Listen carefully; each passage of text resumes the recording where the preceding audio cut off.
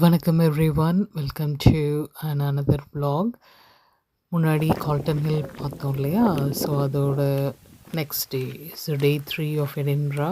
இன்றைக்கி பார்க்க போகிறது ஒரு மலையேற்றம். இந்த மலைக்கு என்ன சிறப்பு அப்படின்னா, இது ஒரு எக்ஸ்டிங்க்ட் வல்கனோ. அப்படின்னா ஒரு காலத்தில் எரிமலையாக இருந்தது, இப்போ எரிமலை இல்லை. கால்டன் ஹில்லும் ஒரு பகுதி ஆஃப் திஸ் எக்ஸ்டிங்க்ட் வல்கனோ அப்படின்னு தான்.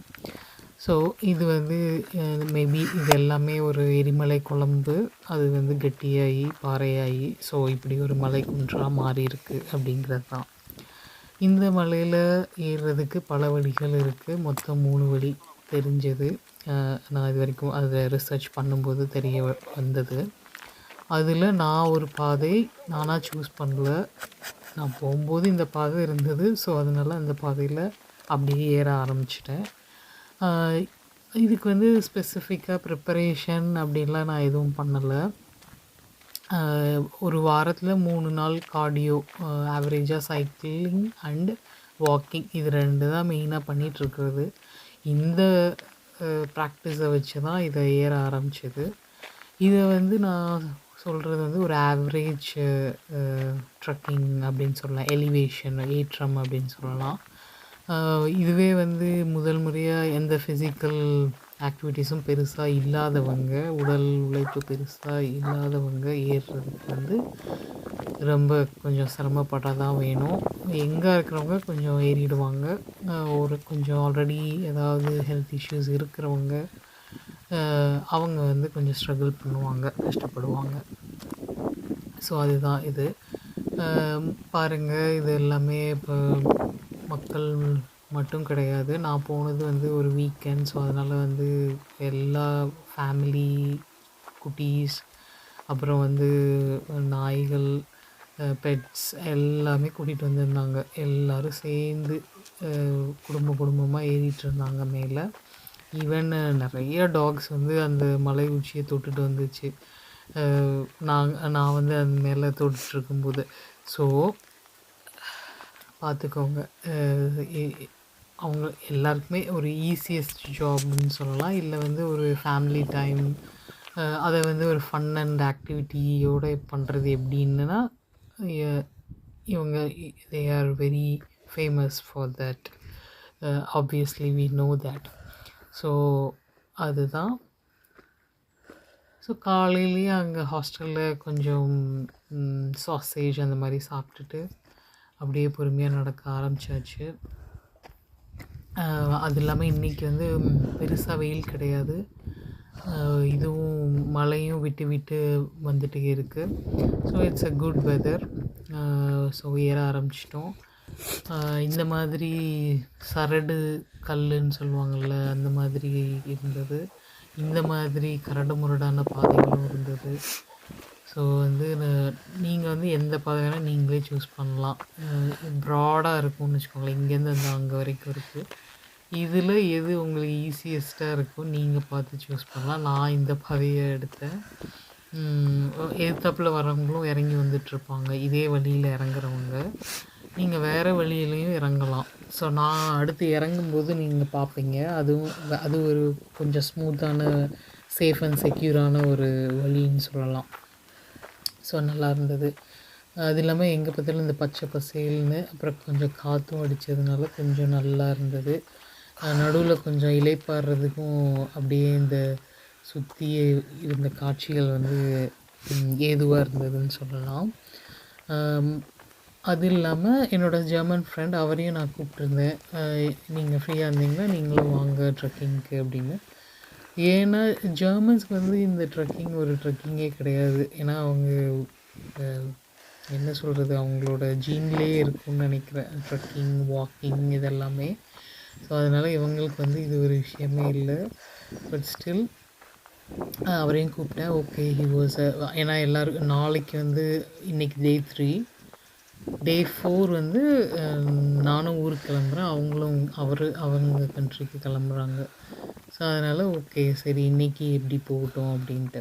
சரி அங்கே போயிட்டு நான் என்ன பண்ணேன், 2 தடவை சப்மிட் பண்ணேன். சப்மிட்னா அந்த உச்சியை தொடுறது. நான் தனியாக இப்போ போயிட்டு எல்லாம் முடிச்சுட்டு இறங்கிட்டு ஒரு நடுவில் ஒரு சமதளம் இருக்குது. ஸோ அங்கே வெயிட் பண்ணிகிட்ருந்தேன். ஸோ அவர் வர வரைக்கும். ஸோ அதுக்கப்புறம் திரும்பவும் அவர் வந்ததுக்கப்புறம் திரும்பவும் மேலே ஏறிட்டு அப்புறம் பிக்சர்ஸை எடுத்துகிட்டு திரும்பவும் கீழே இறங்கணும். அதுக்கப்புறம் எங்களுக்கு சில பிளான்ஸ் இருந்தது. அதுதான் நான் என்னோடய பிளான் வந்து இங்கே ஒரு டனல் இருக்குது. அந்த டனலில் வீடியோஸ் அண்ட் ஃபோட்டோஸ் எடுக்கலாம். அப்புறம் உள்ளே அந்த கிராஃபிட்டி அந்த மாதிரிலாம் இருக்கும், ட்ராயிங்ஸ் அந்த மாதிரி அப்படின்ட்டு கேள்விப்பட்டேன். ஸோ அதனால் அது போகலாம் அப்படின்னு ஒரு பிளான் இருந்தது. பட் என்னென்னா நான் டோட்டலாக அதை மறந்தே போயிட்டேன் இறங்கும்போது. சரி, ஓகே. ஸோ இவங்களுக்கு ஒரு பிளான் இருந்தது. அவருக்கு வந்து ஏதோ ஷிப் மியூசியம் சம்திங் ஏதோ பார்க்கணும் அப்படின்னு சொல்லிட்டு. சரி, அது வந்து இருந்தது வந்து ஒரு மாலில்.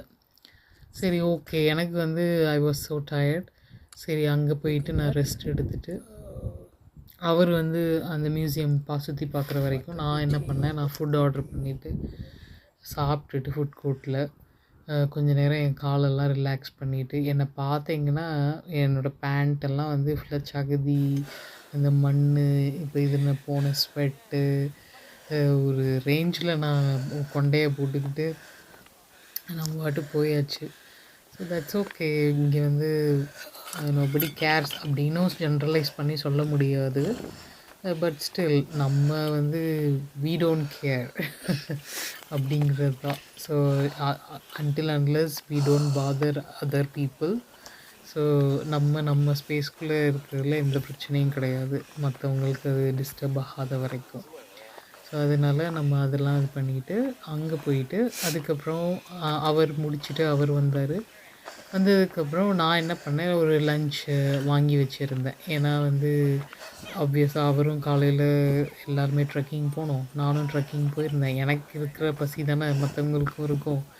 ஸோ அதனால் நான் என்ன பண்ணேன், அது ஒரு சைனீஸ் ரெஸ்டாரண்ட். ஸோ ஆப்வியஸாக ஃப்ரைட் ரைஸ். ஸோ அவர் வந்து அந்த நிறையா தடவை இந்தியாலாம் வந்திருக்கிறாரு, நிறைய கண்ட்ரிஸ் ட்ராவல் பண்ணியிருக்கிறாரு. ஸோ அதனால் அவருக்கு rice is not a matter. So அதனால் அவர் அது சைனீஸ் ஃப்ரைட் ரைஸ், ஸோ அதையே சாப்பிட்டாச்சு.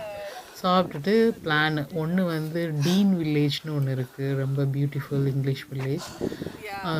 அதுக்கு போகலாமா, அப்படி இல்லைன்னா பீச் போகலாமா, இதுதான் ஆப்ஷன். ஸோ நான் என்ன பண்ணேன், இந்த எடின்ப்ரோ சூஸ் பண்ண one of the main reason, கடலும் பார்க்கலாம், இந்த மாதிரி மழையும் பார்க்கலாம், இந்த மாதிரி பியூட்டிஃபுல் சிட்டியும் பார்க்கலாம் அப்படிங்கிறதுனால தான்.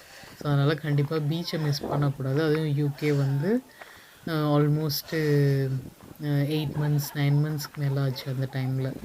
ஸோ கண்டிப்பாக பீச் போய் ரொம்ப போகவே இல்லை. இந்தியாவில் போனது, இங்கே வந்து போகவே இல்லை. ஸோ அப்போ first time beach visit.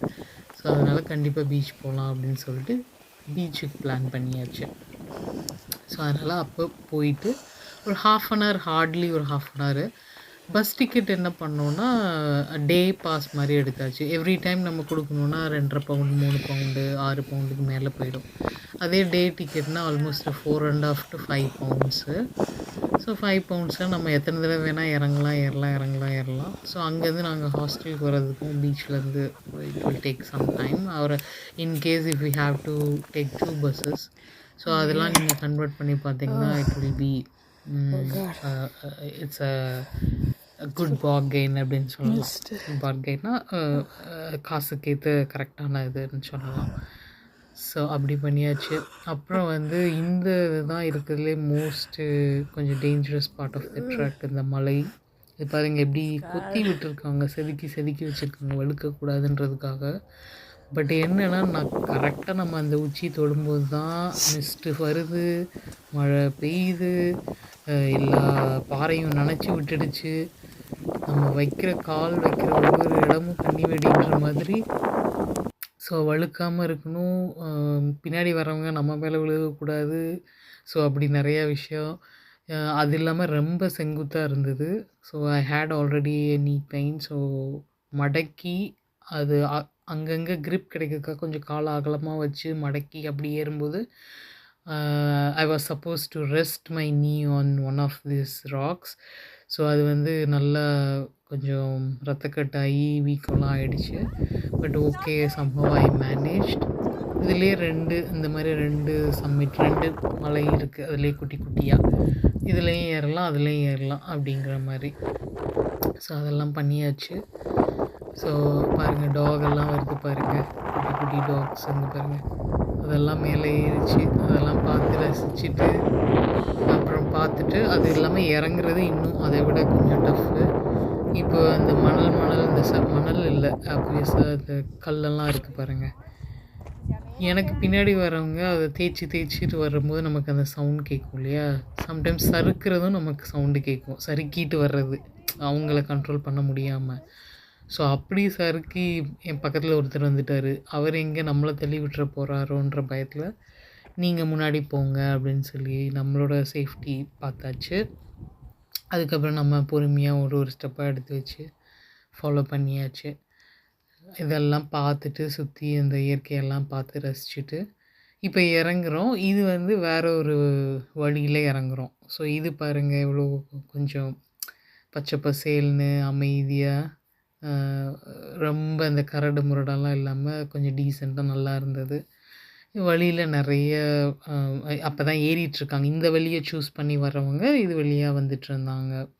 So அவங்களுக்கெல்லாம் க்ரீட் பண்ணிவிட்டு hi good morning, hi good morning. So நிறைய பேர் குட் மார்னிங் குட் மார்னிங். அவங்க நமக்கு தெரியுதோ தெரியலையோ நம்மளை, ஸோ எல்லாருக்கும் வந்து க்ரீட் பண்ணுவாங்க. அது வந்து ஒரு மார்னிங் விஷ் மாதிரி. அது எல்லாருக்குமே மார்னிங் வந்து இன்னும் கொஞ்சம் ஹாப்பியாக இருப்பாங்க எல்லாருமே. ஸோ நல்லது தான் இல்லையா? ஸோ எல்லாருக்கும் குட் டே, குட் மார்னிங் எல்லாம் சொல்லிவிட்டு அப்படியே கொஞ்சம் நாங்களும் கொஞ்சம் கதையெல்லாம் பேசிட்டு அப்படியே இறங்க ஸ்டார்ட் பண்ணிட்டோம். இறங்கி இது மொத்தமாக எனக்கு முடிக்கிறதுக்கு பார்த்திங்கன்னா ஒரு 1.5 hours கிட்டத்தட்ட ஆச்சு. போயிட்டு மேலே ஏறி திரும்ப இறங்குறது. இதில் நடுவில் நாங்கள் என்ன பண்ணோம், வேறு இதுக்கு கீழே பாதி இறங்கும்போதே இன்னொரு மலை வரும்.